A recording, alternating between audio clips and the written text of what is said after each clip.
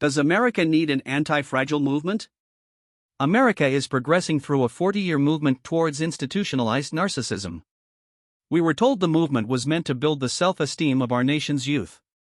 But self-esteem alone does not turn kids into astronauts. You could also use hard work, persistence, and a bit of luck. The pinnacle of this self-congratulatory era is participation trophies and mental illness. We have raised multiple generations of adults who lack self-sufficiency, personal responsibility, and the will to leave the country better off than before. Previous generations strove to build a better tomorrow for their children. But we have become entitled and vain. We must take a step back and reassess what we have done before we jump off the edge of a cliff. To believe in personal responsibility would be to destroy the whole special role of the anointed, whose vision casts them in the role of rescuers of people treated unfairly by society. Thomas Sowell, The Vision of the Anointed. We live in a world of immediate gratification and easy dopamine. We are weak. We are fragile. We cave too easily to the slightest inconvenience. We believe the world should adhere to our every whim. We are the products of society's success. Previous generations achieved great things and we are milking it for all it's worth. For 200,000 years humans lived in a world where 2/3 of children died before the age of 6. Even in the late 1800s, that number was over 30%. Only for 120 years have we had a reasonably low rate of child mortality. The reality is the world has historically been a much tougher place. We have not learned to cope with prosperity. That seems odd to say, but it's true. Some are beginning to realize we benefit and thrive from the resistance we face in our lives.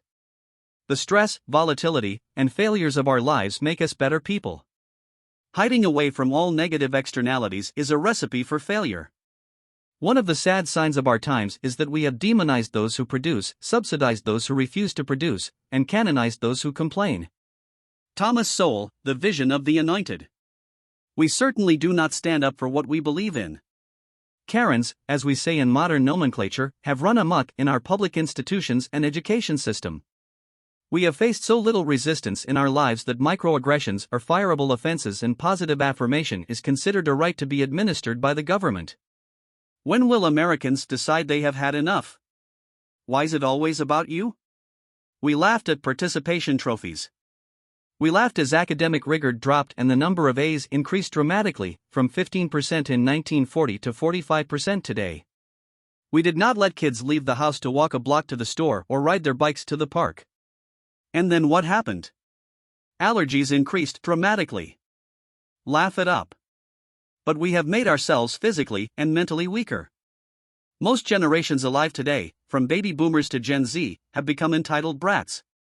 Why pretend that one generation is to blame? Millennials are considered the me generation, but I don't see much difference between these groups. I read a book a couple of years ago called Why Is It Always About You? The 7 Deadly Sins of Narcissism by Sandy Hotchkiss. This book detailed this trend toward narcissism in Western society and pinned it on the self-esteem movement. Of course, there are multiple factors, and we should try to have a nuanced perspective. But let's be honest, self-esteem is overrated. The movement moved us away from holding any personal responsibility towards ourselves and to others. It is ridiculous to believe the opinions of others justify our existence, but that is the narrative pushed by the cult of identity politics. This is preposterous. I do not get my self-worth from others. I find that intrinsically. The death of God likely has something to do with this phenomenon, but I covered that in another post. A bigger factor is that over 40+ years we've removed the connection between self-esteem and actual achievement. As Sandy Hotchkiss says, it is not worthiness the narcissist feels when he or she communicates "I deserve." Narcissistic entitlement has nothing to do with genuine self-esteem, which comes from real accomplishment and being true to one's own ideals. Individuals who feel entitled to respect without giving it in return, or who expect rewards without effort, or a life free of discomfort, are forfeiting any power they might have to shape their own destiny. They assume an essentially passive role and count on outside forces to make them happy. When what they expect doesn't happen, they feel impotent. By claiming entitlement, they demand to live in the fantasy world of the 1-year-old child. No wonder they're enraged.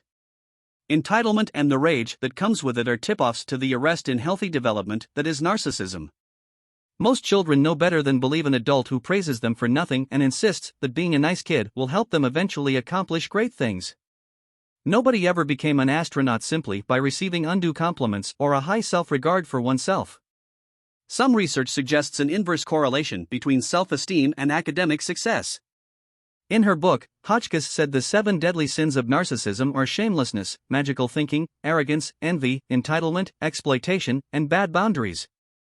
Many of these ideas jump out from the page as obvious challenges in modern society. Hotchkiss also had this to say near the end of her book. The hallmarks of cultural narcissism are deeply woven into the fabric of our current society, the environment in which we love and fight, work and play, nurture and teach our children. For some time now, we have given unhealthy narcissism a place to grow. If we are to redeem ourselves and future generations, we need to resist these forces, fighting for the principles of self-awareness and self-control, reality, good boundaries, and reciprocity wherever we encounter the 7 deadly sins. It's a big job, and it begins at home. Sounds like a major call to action. Hotchkiss suggests we start in the home and not in the schools. Easier said than done in a society that has abrogated the responsibilities of men in favor of an all-inclusive government apparatchik. It might be time to put education dollars in the hands of parents so that they may choose to charter or homeschool their kids. God knows we have floundered in our efforts to educate multiple generations, instead of creating an age of artificial stupidity and indoctrination via public schools. There are some positive movements amongst all the nonsense. The anti-fragile movement is gaining steam. This is the idea that facing reasonable levels of stress, volatility, and failure can be beneficial. The responsibility is on us as individuals to build mental and emotional resistance to a world that pushes us to become narcissistic and weak.